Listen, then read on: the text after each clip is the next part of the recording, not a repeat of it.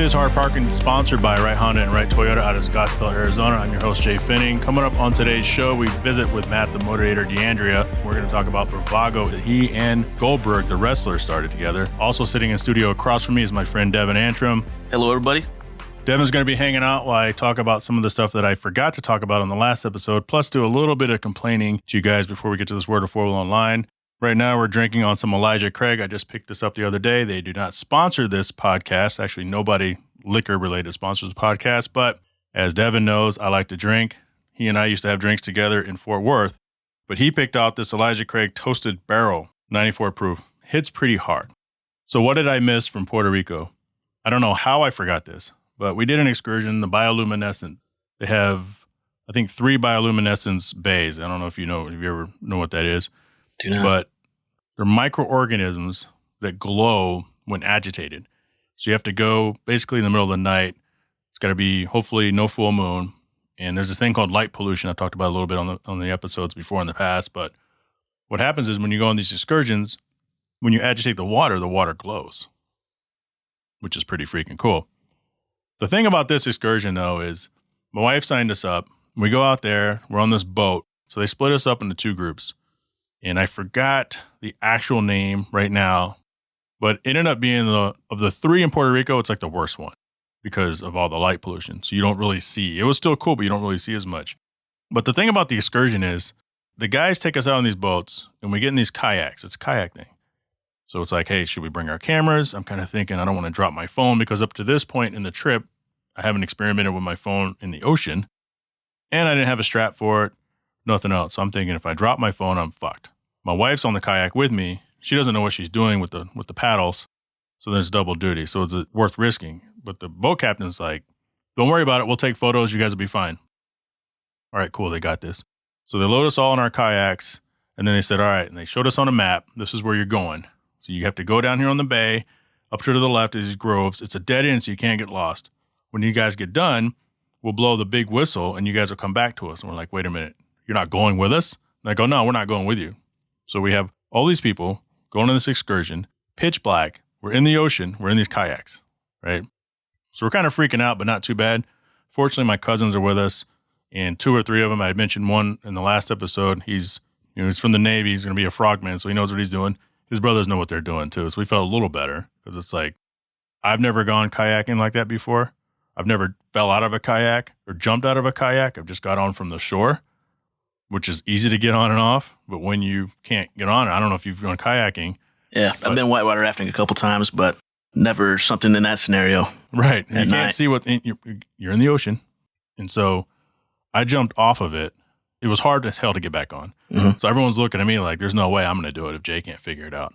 1 or 2 of us jumped off. But the fact that they sent us by ourselves, pitch black, couldn't see shit in the mangroves, my wife starts panicking. Because what we end up doing is we go to the end, we get bored, we didn't hear the whistle to come back. So everyone grabs the kayak next to them. And so with that system, the ones on the outside do the paddling. Everybody in the middle can just chill. So I'm laying back on the thing and I'm holding on to the edge. And I'm listening to people complain about stuff and just kind of chilling. I look up every once in a while to see how, if we're getting closer to the boat. At some point, our formation breaks apart. And so my arms get wider and wider. And I hear my wife, she starts to panic. Right? And I'm like, well, what the hell's going on? I look up and we're going right toward these mangroves. My wife's panicking. She doesn't know what to do. She's pedaling, and she starts pedaling towards them faster. So I told her, just chill. I got this. Just don't touch anything. I got this. But the crazy thing about that whole excursion was the fact that they just dropped us off.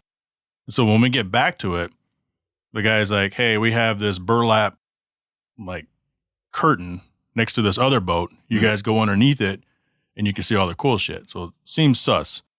He was right, though. You get underneath that curtain, you play with the water, it glows. I was doing all this, this raving shit with my hands, but the shitty thing is there was no way we don't have any photos of that. The photos the guy took were from the boat.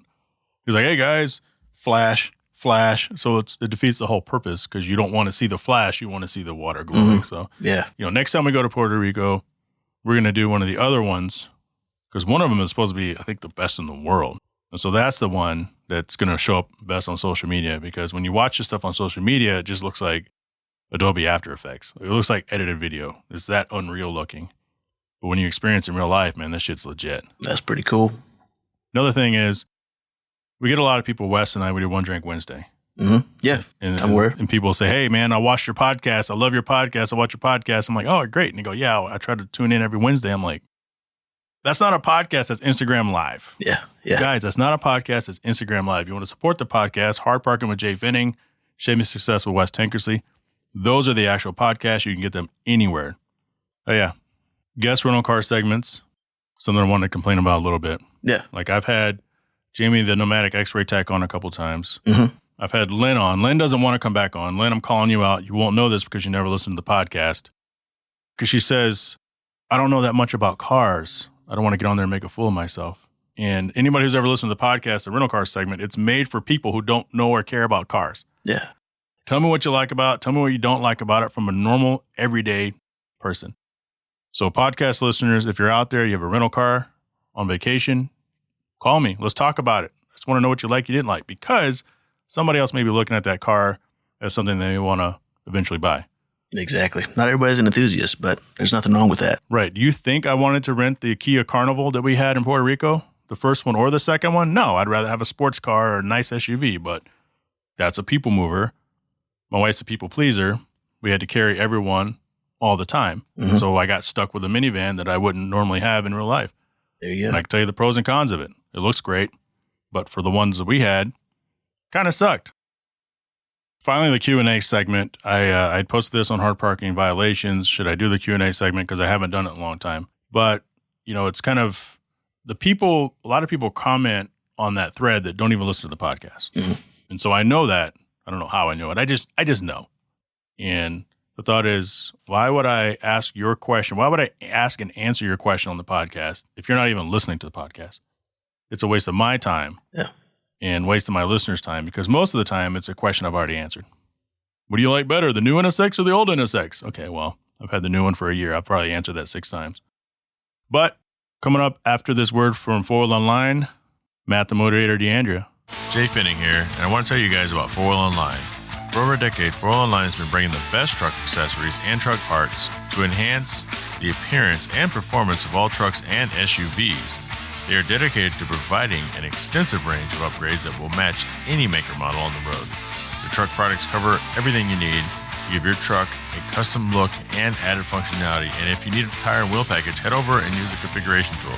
They carry all the major brands of wheels and tires, so go get outfitters today. So visit them online at 4Wheel Online or call them at 813-769-2451. Again, that's 4Wheel Online, the number 4 Wheel Online. Matt, well, welcome back to Hard Parking. It's been a while. Welcome. Yeah. Hello. Thanks for having me back on. How are you? I'm doing good, man. It's been a while. I want to talk a little bit about cars. I have a few questions for you regarding what you've been doing lately. And of course, obviously, Bravago. I think last time you were on, Bravago was still on its way out. Yeah. Or coming out soon. You know, I've ordered it a few times. I drink it often. It's actually my favorite drink, just as you had, it thought it would be. But let's talk about it a little bit. Yeah. So Bravago is it's a new beverage company. We have a hard seltzer that I started with Bill Goldberg, the WWE wrestler. Oh yeah. I guess retired now. He's just mostly on his ranch in Texas, building out his super garage, and which has been a project for him for a few years. But we came up with this idea a couple of years ago, and just spent about 2 years putting the plan together, working on the formulas, and wanted to make something a little bit different. So you've tried it, as you said. It's more like a fruit punch than it is a seltzer, right? So it's just got more flavor to it, and then just kind of the branding and image for it. It's in regular 12-ounce cans. It's not in the slim can, and the idea was like, the white slim can with the fruit on the label is not really something you imagine Goldberg holding, right? So we kind of went with more a conventional looking can on it. But listen, it's great. We offer it in a variety 6-pack. There's 3 flavors. We just won a number of awards from Seltzer Nation for all 3 flavors, and the vanilla orange cream won best vanilla seltzer of the year. So it's a number one there. So we're working on some new campaigns and some new product as well. Working on a non-alcoholic product that it's got to be tough just getting into that space, a seltzer space, energy drink space, anything that's consumable. It's probably very difficult. So that's a major accomplishment just to get to where you're at. And, right? Yeah, thanks. So it's interesting. So the barrier to entry isn't that high, but there certainly is a lot to figure out. And this is the kind of product that you would outsource to various vendors. And you would think that all of these vendors doing it for years and years and years would be pretty good at it. And we found that that's really just not the case. Like we use what's called a co-packer, and the co-packer is who's sort of assembles our ingredients with the carbonated water, puts it in the cans, and it cleans it, puts it in the boxes. We send like the cans, we send the formulas, we send the labels, we send everything. They kind of assemble it and put it and pack it together. That's what the co-packer does. We've gone through 5 co-packers in the last 2 years since developing this. Like we just can't get anybody to get it done correctly. And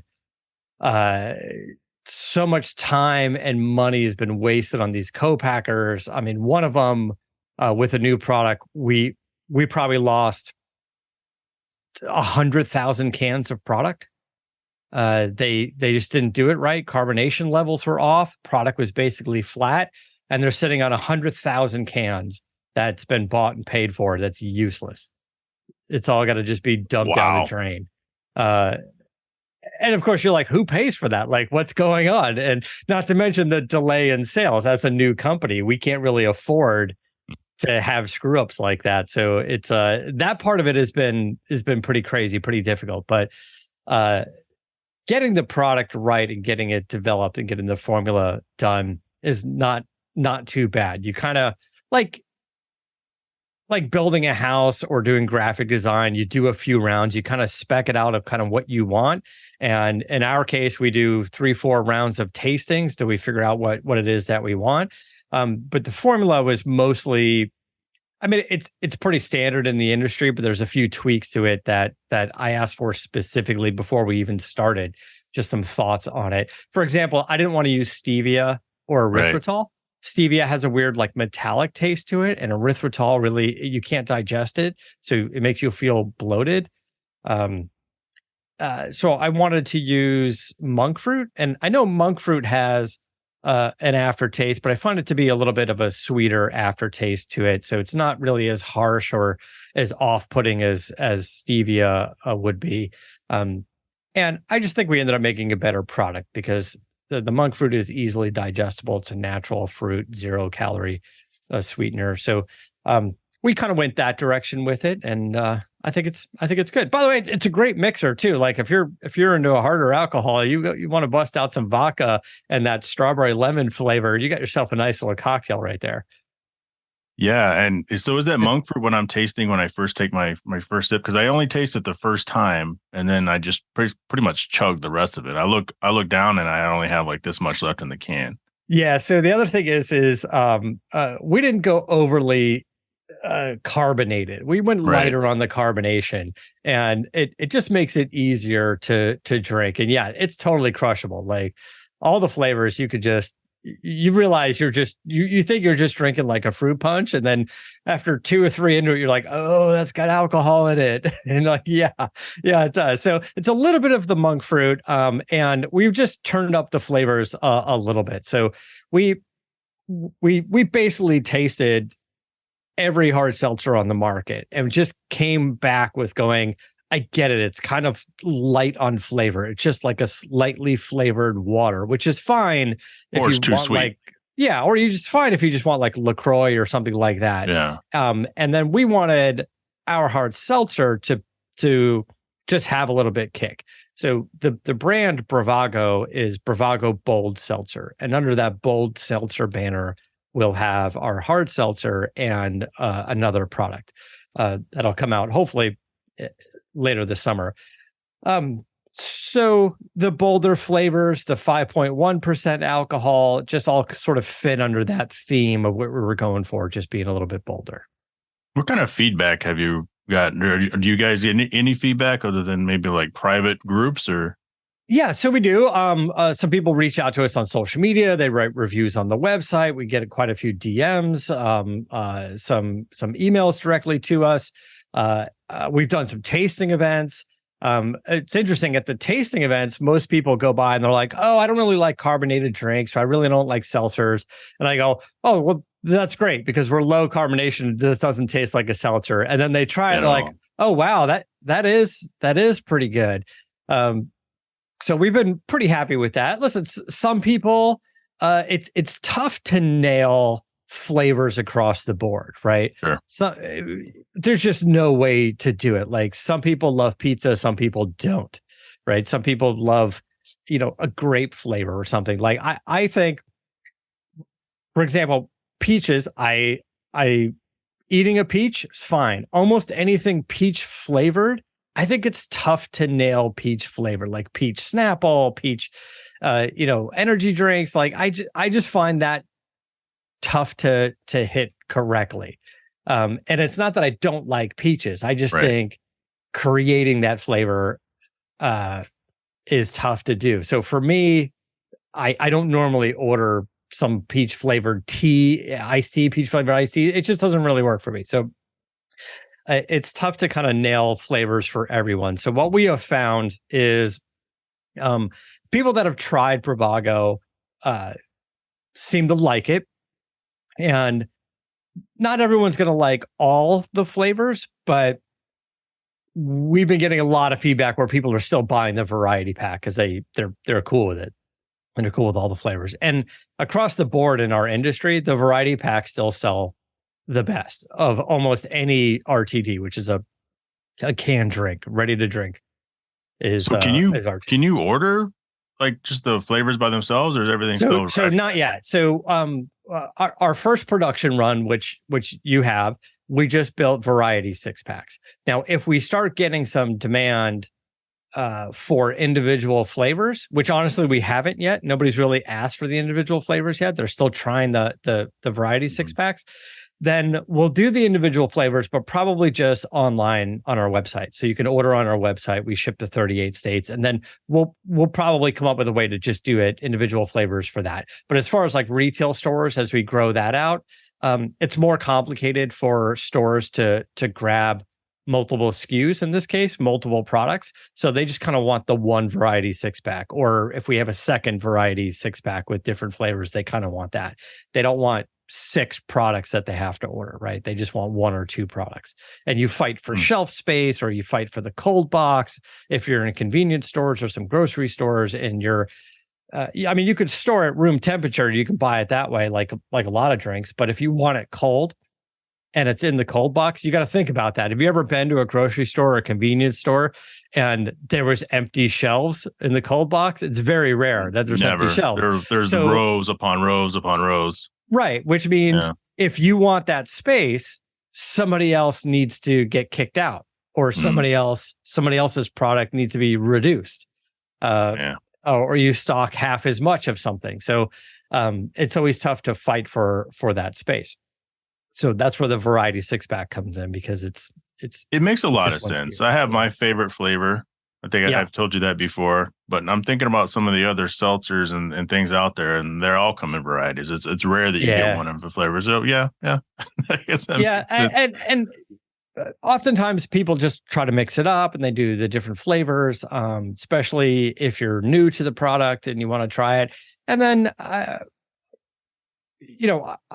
I've heard from people, and I have some friends that like 2 of the 3 flavors, and they're just hanging out with friends or giving it to spouses or whatever. And they're like, what do you think of this flavor? And it turns out when it's more than one person, chances are somebody likes all 3 flavors, they're all good. Like I don't, I pick through, they're all gone. There's nothing's left. I drink the last can and I order. I wait till I'm almost at the last can and I order. So, they're really good. Well, I'm glad you like it. I appreciate that. Yeah. And I see the orders coming in. So that always makes me happy when somebody repeat orders. It just means I like it. It's kind of what we're going the flavor profile of them, it's unique. No one else is doing that as well. So good job on that.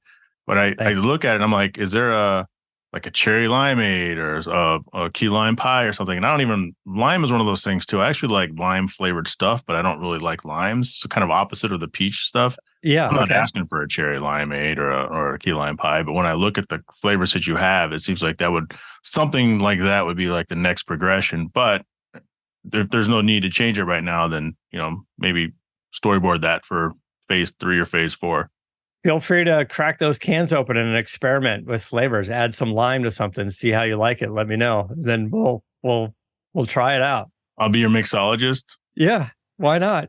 We're working on listen, the other day I was just it was getting warm outside and I was like, I'm going to drink a Bravago. I was like, but I want ice cream. So I grabbed that vanilla orange cream. Yeah. I threw 2 scoops of vanilla ice cream in my glass, poured it in there, and made a nice adult boozy vanilla orange cream ice cream float. Oh, that sounds fantastic. I'm going to do that right now. It was fantastic. Actually. It was great. I loved it. It was great. It had a little bit of that vanilla orange in it, which was perfect. And the ice cream was totally on point. So I tried that and I liked it. So now we're probably going to put together, the recipe is very easy, but we'll probably put something together on social media and promote. You could do adult fun. Ice cream pops. Remember the ice cream pops when we were kids? Yeah. It wasn't really ice cream in the middle. I don't know what that was, but we thought it was ice cream, so it tasted good.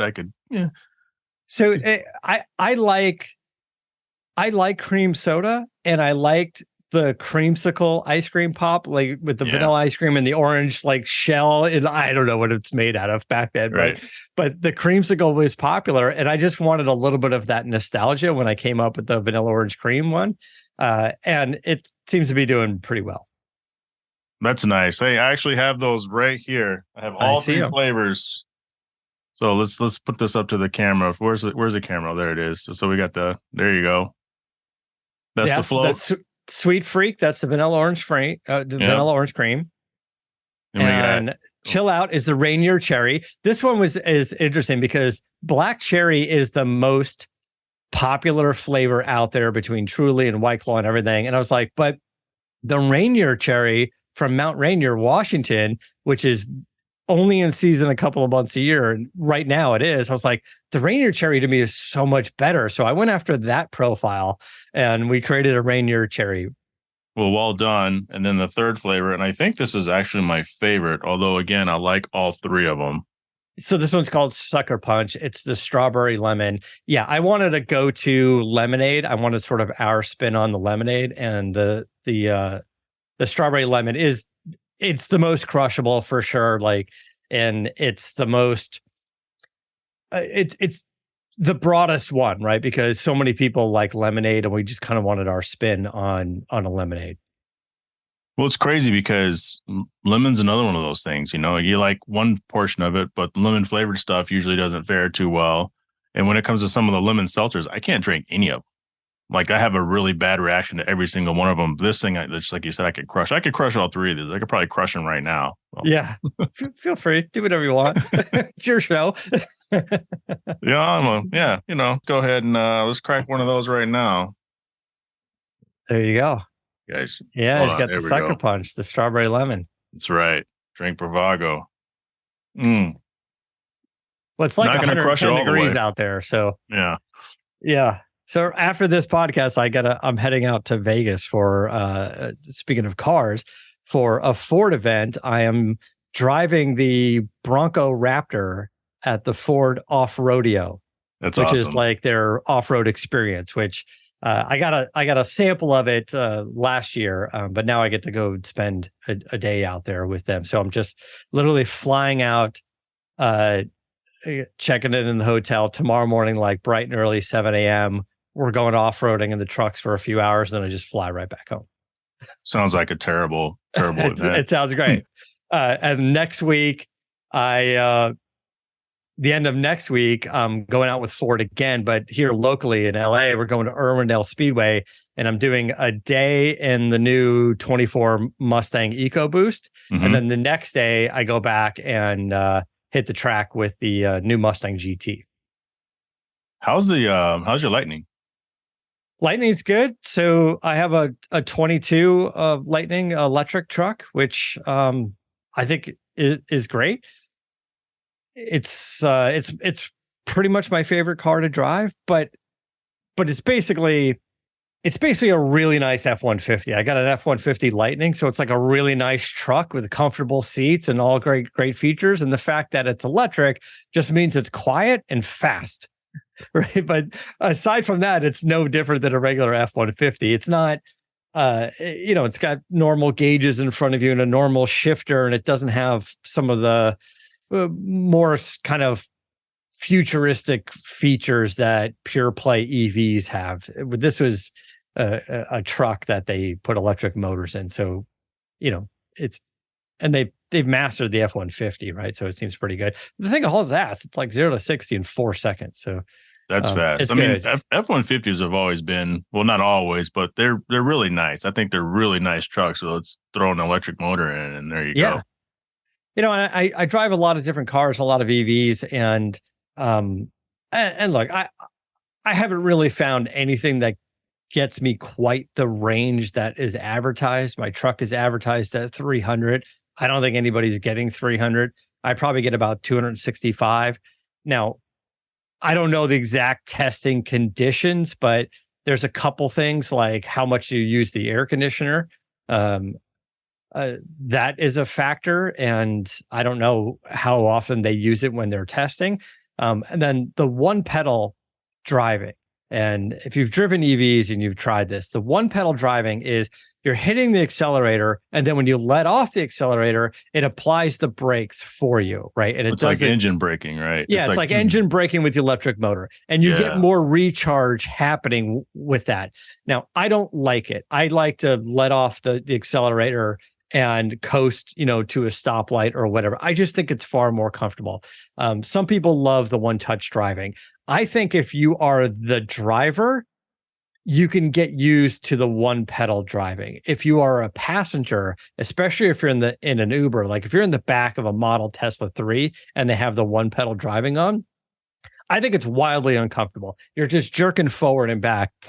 So I turn that feature off and make it drive as much like a normal vehicle as possible. Now, does that take away some of the auto regen, some of the charging at each stoplight? I don't know. Maybe it does. I don't think it's enough to make a difference, but maybe it does cut a few miles off my total range. But it's just more comfortable that way. So I get about 265 miles of range, somewhere around there with the truck. But yeah, it's cool. Yeah, I've had that before. I had the Tesla for a weekend, and I noticed it was weird. I also turned it off after about a day. Yeah. We're just not used to our whole lives, right? Our whole lives before we could drive, since we've been driving, it's just, you're just not used to it. It feels like a carnival ride or something. It kind of does. There's too much like you leaning forward because you're, it's just like you let off the accelerator and in your head, you're like, why is the car hitting the brakes? It's a weird feeling for me. I guess you can kind of get used to it and figure out a way to modulate a little bit to make it smoother, but it's just easier for me to turn that feature off. But driving a lot of EVs recently, Genesis is fantastic. Audi's fantastic. I'm just returning now the Audi Q8 e-tron. It's a great size SUV. It's quick, but not as quick as I thought Audi would be. It's somewhere in the mid to low 5-second range when so many EVs are quicker than that. And with Audi having some really good performance variants in their lineup, right? RS6, Avant, and pretty much any of their RS or S branded vehicles. So I was expecting a little more from Audi, but it works great and it's nice. I just wanted something a little bit sportier. Spent some time in recently the Volvo S60 Recharge. So it's a plug-in hybrid. So I got about 40 miles of range on the battery. And then the gas engine, of course, jumps in. And that's quick. And that was a nice car. Volvo is like... They're nice. Just underrated as far as attention. Like we should be spending more attention to Volvo. They make some really nice, and the design is on point. Like their SUVs and their sedans S60 is great, S90 is great, the XC90 SUV, they're sharp looking. Those are nice. Yeah, I used to want an Audi really bad recently, and I had an S90. I think it was in 2019 when I was in California for a week, and I was like, "Is it time to buy an S90?" Because it looked great, but the technology was just blowing me away. Yeah, they did it. They did a great job on that vehicle. So, but how do you like your Infiniti? Now, I know we've touched on your NSX, which is fantastic, right? I love that car, and My I'm only sure you do complaint as well. My only complaint about that NSX is for a hybrid, it's got the quiet mode and you could sneak into the house, but you can't sneak out of the house because it doesn't allow you to cold start an EV. And so that's kind of a weird thing, Interesting. You can't program it to quiet start like certain hours a day. The engine has to already have been heated up at some point recently, and then you could start it in silent mode. So I can come home from the grocery store, use the restroom, leave, and I can leave silent, and I could pull in silent. But in the morning for cars and coffee, I hit the start button without my foot on the brake, click it all the way over to quiet, and start, and you can hear it start up. It's not as loud, but it's still loud enough to wake my wife up, who's sleeping right above the garage. Yeah, so it's a silly complaint, but at the same time, it's a silly miss. Yeah, interesting. This behind me on the camera is the 2021 Mustang Mach-1, and the Mustang's like, there's no EV mode, but it does have the active valve in the exhaust, and I can set it to start. Like if I start the car within certain hours of the morning, I can have it start with the valves closed and be in a quiet mode. Nice. Right? I never do that though. When I'm up, everyone's up. My 5.0, my Infiniti, it's my project car. I have a lot of fun with it. I'm way behind on YouTube videos, and that's why I bought the supercomputer to help me crunch those a lot quicker. But those are the videos people want to watch. They don't care about the user car videos, the rental car videos, stuff like that. Like statistically, they like to see those videos. So I need to. You know what? I haven't done one video on the NSX yet, or my wife's MDX. So it's So it's all Infiniti. We spoke before, like you just got the car and we spoke, and then you've had it for several months now. You put the new wheels on it. Explain to me the flat or the damaged rim or what happened. Like because it seemed like it was brand spanking new, and I don't know, you curbed a wheel or something on it, or right as I hit 500 miles, I hit some sort of a crazy pothole or something, and it damaged the wheel, and I didn't have wheel protection on there. Course, they didn't offer it, and I didn't think about it. Now, that's the first new car, Matt, that I bought since 1999. Yeah. So I'm not used to this whole cycle. But I ended up getting it replaced, and I got it fixed, and the wheels are hanging up on the wall in the garage, and I just went with the white wheels. Bought them off of another NSX owner, and I just like that kind of that classic look. And it's kind of funny to say, but I didn't want to look like every other NSX on the road. Not that there's a lot of them. So yeah, I don't think your cars in the past have really fallen into the cookie cutter. Everybody is the same kind of look. I mean, just look at the NSX behind you on the wall. I know. The wraps and stuff that you've done in the past have been pretty wild. It's funny because people say, "Oh man, I saw a car. Were you on so and so and at 15th and 30th the other day?" I'm like, "No, I saw a car that looked just like yours." I'm like, "No, you didn't. You didn't see a car that looked just like mine. How dare you?" So it's yeah. Listen, I got that the other day. Someone goes, "Hey, were you in your Mach-1 on so-and-so road?" And I was like, "No." And they go, "I could have swear it's the one with the hood scoop." I was like, "Well, we're trying to sell the hood, right? So Anderson Composites is trying to sell the hood that we promoted on this vehicle. So it's nice to hear that maybe somebody else out there has a Mach-1 like mine with a similar hood." Yeah, it's a car person thing, right? Like people who aren't into it don't get it, but you try to do just a little bit to try to separate yourself. But the cars are doing good. You going to Monterey?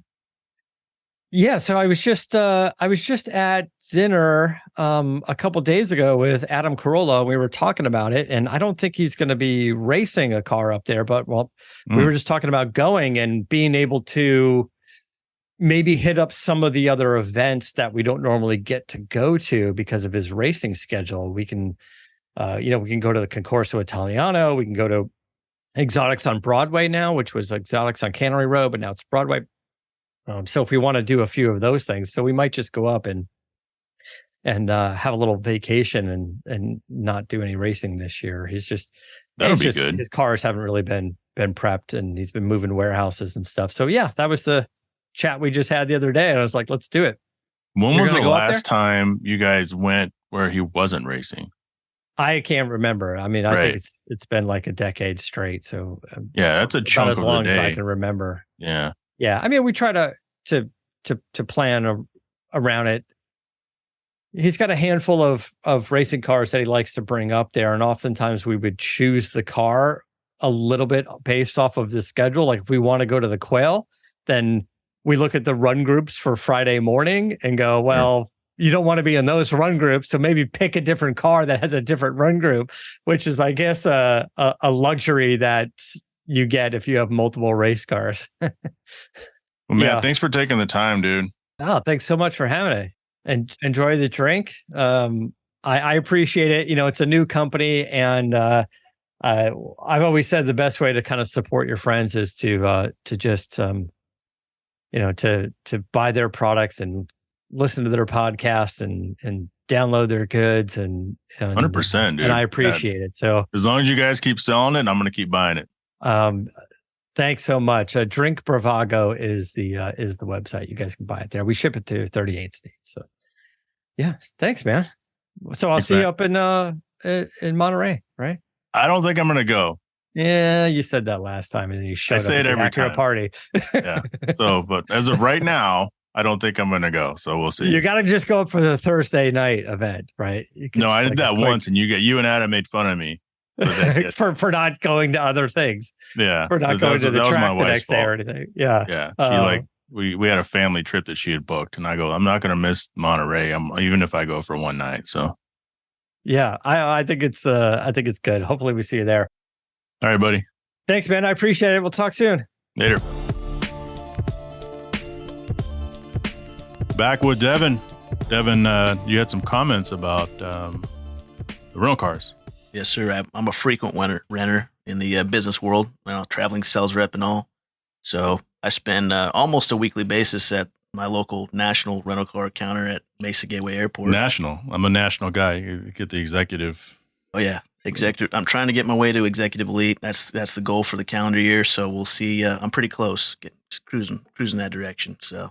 But you were saying during the break or during the interview that if you have some certain person's working, you kind of get the hookup anyway. Oh yeah. Shout out to my girl. She hooks it up. I mean, anytime I roll up there, reserve something like an intermediate or full size car, she's sticking me in something nice because she kind of gathered from getting to know me and chit chatting with me at the counter that I like tacos and I like nice cars. So she'll stick me in some pretty cool stuff. 2 weeks ago, I had an Audi S4. Oh man, that's nice. Pretty sweet. A little bit better than your run-of-the-mill Nissan Altima. What's been your favorite car that you've been hooked up with? This year, I think my top's probably, this is actually in Albuquerque at the Albuquerque airport, but I got hooked up with a BMW X5 SUV, plug-in hybrid, which was new to me, never driven a vehicle like that, but it was in the Emerald Isle, kind of looked out on that. Yeah. Walked up and had less than like 5,000 miles on it. Gorgeous white on like a I don't know, caramel interior in that car. Drove like a dream. Pretty sweet. I didn't get to try out the true plug-in hybrid capability, unfortunately, but nonetheless, it was a good drive for a good 5 days of business. Dude, it doesn't matter. I would say one of my favorite rentals was also a BMW. Sometimes national, depending on where you're at. I don't know if they do this on purpose or the people who park the cars just don't know anything, but they'll park a car that you're supposed to pay extra for in like the regular aisle. Exactly. And those that know. In fact, you may have witnessed this. You get off the airplane, people are running. Oh, yeah. They are basically running to those rental cars. Yeah. So they can if there's a shuttle involved, you're taking an elbow to the chest before you 100%. Board that thing. Yeah. So. People just because they want to run and get something really cool. Yeah. It's lucky when you look up and it's like a family because you're like, oh, thank God they're going to get that Kia Carnival piece of shit. Exactly. Yeah, the Chrysler Pacifica, that kind of stuff. Hey, I actually like the Chrysler Pacificas. I would never buy one. I was going to say don't sleep on those. Those are actually if you need a family hauler and a rental vehicle, Those are pretty solid. I've never driven a Carnival, but I would take a Pacifica over a Carnival any day of the week. Yeah, the Carnival that I had didn't have any power, so everything was manual. So just adjusting the rear seat for the third row so people can get in was a pain in the ass every single time. In fact, we were there in Puerto Rico for 10 days, and it's by day 7 or 8 is when we finally got down the process of how to lower the second row seat so that the people can get in the third row, and then lock it into place. Because if you don't lock it into place, that thing is sliding and clanking every time you come to a stoplight. It's a loud thud.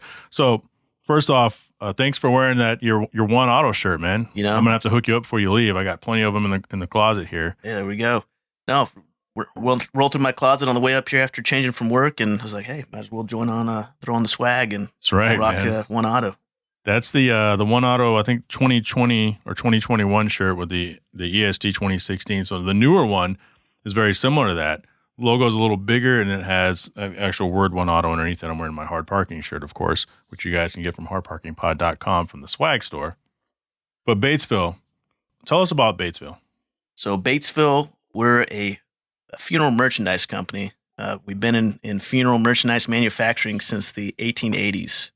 So long company history. We were purchased by a family in the early 1900s out of bankruptcy, and then fast forward about 70 years from that, in 1974, I believe, we became a publicly traded entity under the corporate umbrella of Hillenbrand Industries, which was the namesake of the family that bought us out of bankruptcy.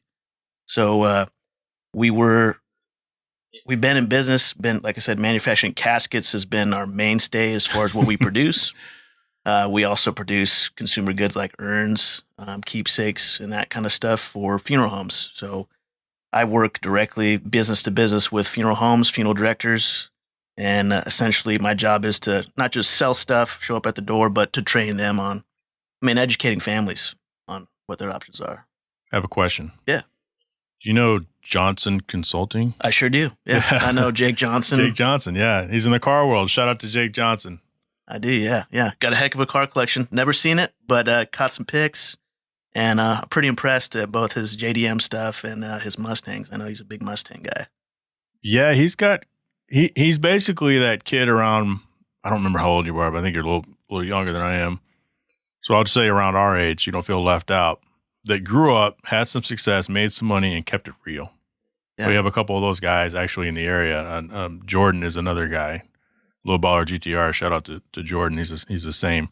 Buys all the cool shit. But so what did you drive over here today? I drove up here in my 2000 Lincoln Town Car 6-door limousine. I wonder, so my daughter walked in while we were recording. I wonder if she's like, what the fuck is this? Yeah, hanging out in front of the house, posted up with the 5% limo tent. And yeah, I'm sure she's thinking, what's going on, especially with the One Auto sticker I still have on the back window of that thing. Man, you've had that thing on there for a while. That's legit, because there's a lot of people in the One Auto community that the sticker just disappears from their cars. Yeah. And I try not to care or notice, but I care every time, or I notice every time. There you go. Funny enough, when I first moved back to Arizona back in 21, had that car sitting out front of my parents' house, and a guy who drove I think it was a 2019 Camaro SS, saw the One Auto decal, and then somehow tracked me down on Instagram. And slid into the DM, said, hey, man, saw the car. That's pretty rad. Talked to him. He ended up working for the home builder. So we had a good chit-chat over some car stuff. And yeah. That's awesome, man. Let's get into some car news. So here's one for the diehard car people. We're pulling up on our phones here. The production version of the Koenigsegg Gemera is here, if you care about that stuff. I used to really care about that stuff growing up, but I found that, I don't know, for whatever reason, and it's not because I'm old, because there's older people with a shit ton more money than I have, that are still into it. But for me, I haven't really cared so much about the hypercars. I think they look cool, but I couldn't tell you 3 things about them. What is your thought about this? For me personally, I'm a big car guy, as you well know. Hypercars for me these days they don't give me the same energy as they once did, in my teenage years. The days of, Lamborghini, the Murcielago, the Gallardo, all those cars growing up, my teen years. Those were cool things, cool stuff to see. All over TV. These days, I'm into more, still old school muscle like always, but even just 90s, early 2000s JDM cars. gets me more excited than kind of stuff like this. But Do you think it's because, and I think I've talked about this before, are we spoiled? Because where we live, we're in Phoenix / Scottsdale / Chandler, Gilbert. There's money everywhere around here. And we can go to Cars and Coffee, Highline Autos. And I mean, I've seen a Koenigsegg there. Yeah, exactly. And maybe that's it. Because when I first moved here, it's like, oh, wow, look, the Porsche. Oh, the Ferrari. Yeah. I'll never forget, getting excited to see a Bentley Continental rolling down the street in Scottsdale. So maybe we're just so used to it. But because there's times where I talk to people at Cars and Coffee or Ford 4, and they're like, hey, did you go to Penske and see the release of the whatever? I'm like, I don't even know what that is. They're like, oh, you kidding me? There's like 2 of them in the world and they're right here. I'm like, cool. I have no idea. And I don't care, but it's super cool. One thing about Koenigsegg, though, is they created that little motor. Did you see that? I did not see that, no. So they have and it's not in this article, I don't think, but they produced this tiny electric motor, and you guys can feel free to chime in the comments on what that is. I don't remember. It came out maybe last year where they had talked about it, but the little tiny motor, I think, produces like 400 or 500 horsepower, and it's like this big. Huh. So it's just probably 7 or 8 inch in diameter is what I'm holding up. And supposedly they're going to have 2 or 3 of them in the next one. And I think they reference it here in this article. It says, let's see, taken from the Jesco, which when paired with the hybrid motors will produce 2,300 horsepower on E85, resulting in power to weight ratio of blah, blah, blah, blah. This $400,000 option, okay, $400,000 option allows customers to enjoy the 9-speed light speed transmission and the V8 noise on their daily commutes on the grocery runs. This inline 3.6 is still available for those who don't splurge for the V8. Right. So this is an inline 6, and the V8, if you want it, is an extra $400,000. So that's kind of a similar setup to like almost like your NSX, right? Because that's a hybrid powertrain on that vehicle, right? Yeah. There's no $400,000 options on the NSX, but yeah. Tesla is offering, this is something that just came out, Tesla is offering to pay $18 to $48 an hour to drive its EVs this summer. Applicants must have a clean driving record, safe driving habits, and 4 years of experience. So 4 years of driving? So no 18-year-olds when I'm listening? That's what it sounds like. Tesla is offering to pay people to drive its EVs this summer. Tesla posted a series of job openings for seasonal test drivers. The company is willing to pay between 18 to 48, which we just covered. Tesla uses some of its test drivers to improve its self-driving features. I wonder how many people are applying for this. I'd be curious too. $18 an hour isn't bad as a side job. No. You can't live off of it. $48 an hour is crazy, including benefits. Like I would, not that I have any extra time, but I would seriously, I wonder how many people are doing Uber that are ready to quit and just drive Teslas. That's kind of where my mind went, was these folks that are already kind of doing this kind of same scenario with Uber. Right. Would be a natural progression to move into something like this. Because I know Uber pays really well for people who do it full time. Yeah. And they have benefits and all that kind of stuff. But I don't know, guys, what do you guys think about this? Would you be down to drive a Tesla for $18 to $48 an hour? I would drive anything if I can just do it in my own time. Maybe not a Kia Carnival, but if they wanted a tester for that, I think I would do for $48. Yeah, I would do it for $48 an hour for sure. That's fair. That's a hell of a summer job. And finally, Infiniti introduces a new 3D logo, and this was actually announced a few weeks ago. This is the 4th logo redesign in Infiniti's 34-year history. It's time to focus more on the infinite road concept. Can you make out the changes? So this article is on Car and Driver, but it's been posted in multiple places, and it's got the how would you describe that image? I mean, it definitely is more 3-dimensional than their current logo, and now talking about the infinite road point of view, that you can kind of see that more so with this logo than their previous iteration. So it's like the triangle. It's like the triangle in the middle. Mm-hmm. Like they took the tip of it and they pinched it and they peeled it back. Yeah. So it looks like it's kind of leaning back. I don't understand. It's not like it's a dramatic change. And at the bottom, you can see all 4 logos. Yeah. And I guess it's the one in the bottom right. Right? I'm assuming. Or that one might be, it's either the top left or the bottom right. Either starts with that or ends with that. It's hard to tell what order this is. I feel like top right's definitely kind of like your more modern, the previous gen to this. And then some of these other ones look more like something from the early 2000s or even the 90s. Yeah, my 2009. Okay, so if you keep scrolling down, and the link will be in the description of this episode if you guys will look at, keep scrolling down in the black box. It looks kind of like the current one, but looks like there's a little... Is it just my eyes are fucking with me here? It looks like it's not connected there. Okay, yeah, so it's not my eyes. What I'm seeing. Yeah, it looks like it's not connected. Yeah. I don't know. I don't know why they're redesigning it. What they need to do is put, a monstrous engine back in their cars. I have the 5.0 liter V8 sitting outside. Yeah. And Infinity's made some cool cars. Absolutely, yeah. But from an SUV standpoint, they need to refocus on displacement instead of doing that. What is it? Is it the CZ? What's CVT? CVT? Yeah, that trash transmission. That trash transmission, yeah. And they have something else that's like DCCVT or something that's even different now. Mm-hmm. But I think that's where they need to redirect their focus. The vehicles look nice. Yeah. Yeah, the styling's nice. I mean, I do like the styling on Infinities. The thing where they kind of lose me personally is I feel like the technology in them is kind of dated and antiquated. What's the last Infinity you sat in? Oh, man.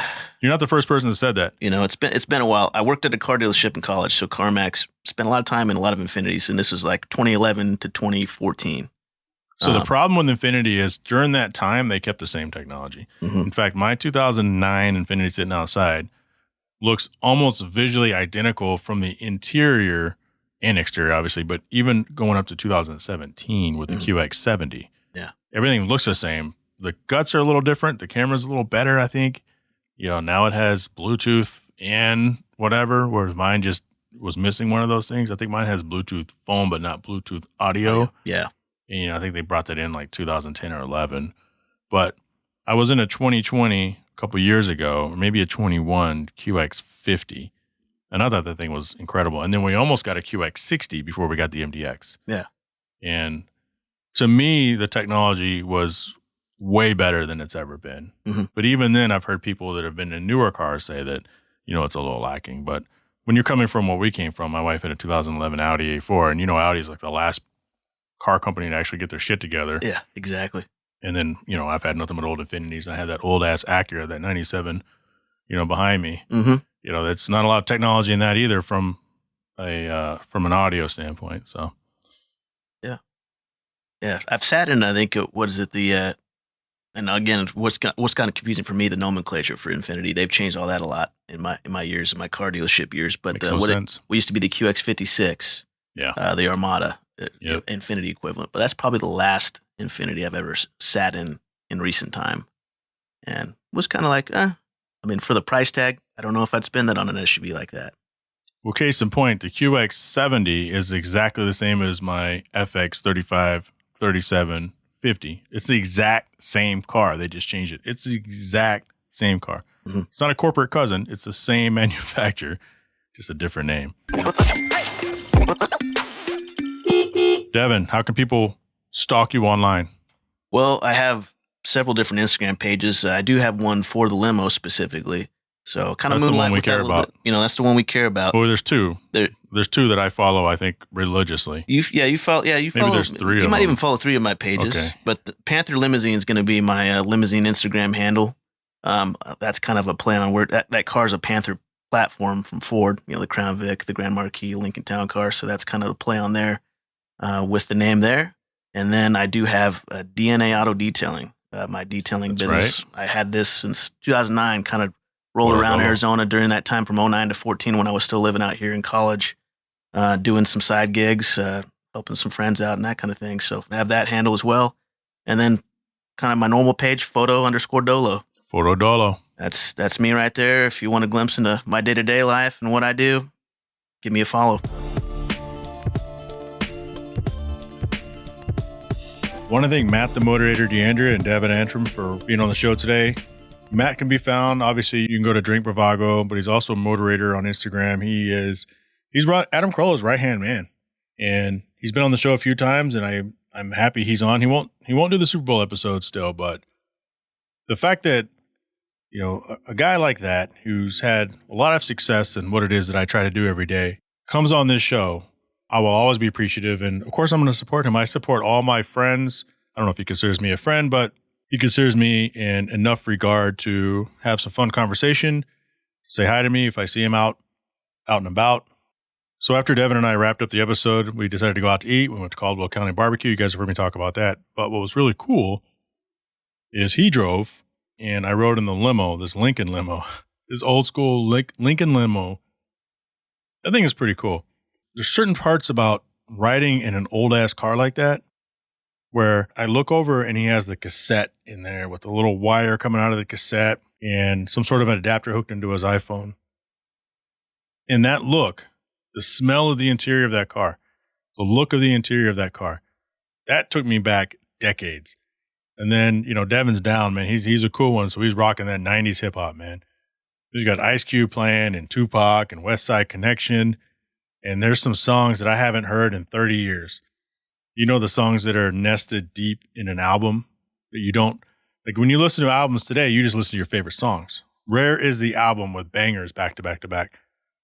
Back then, a song may have 3 or 4 bangers on it if it's a good album. But just that smell. And then the speakers are stock. So you don't have the boom. It took me back to my first car, my 1976 Cutlass Supreme, and I hated that car. It had an AM radio on it only. I think I've talked about it before. But that sound, factory old school speakers, there's nothing like it. Coming up next week, I will recap my trip to Wisconsin. I am headed to Wisconsin for Vintage Car Weekend. I will get to see Mr. John Vassos, hang out with Peter Cunningham, and a few other of my friends. Last time I talked to John, if you haven't heard the John Vassos podcast, it's about a year old now. It's one of my most downloaded episodes. And he has cancer, advanced stages, and he was set to expire a long time ago. But he's still with us. But last time I talked to him, the guy couldn't get out more than 3 or 4 words at a time without taking a breath. He's down to one lung, has to wear oxygen all the time. So looking forward to seeing him, probably for the last time.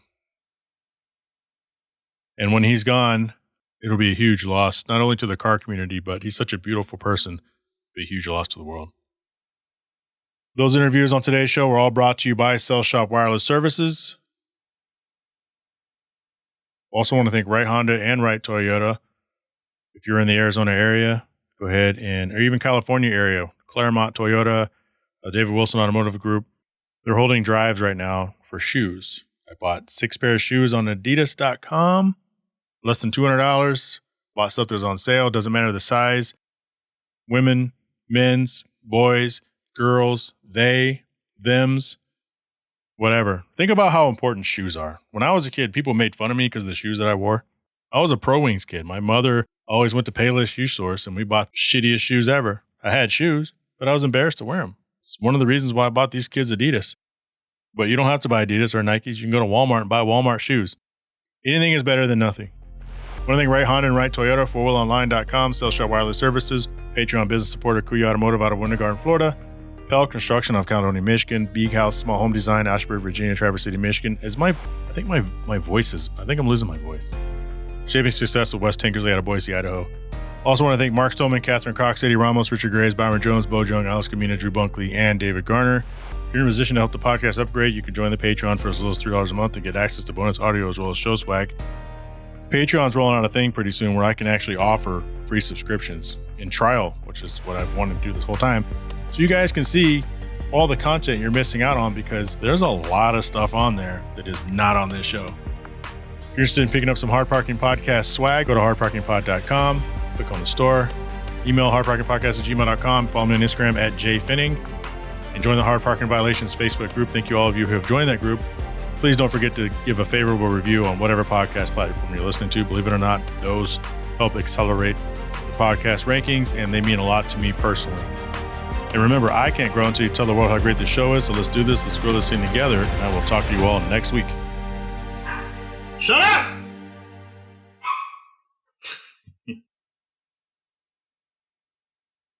Now it's stripping time. Ain't nobody got time for that.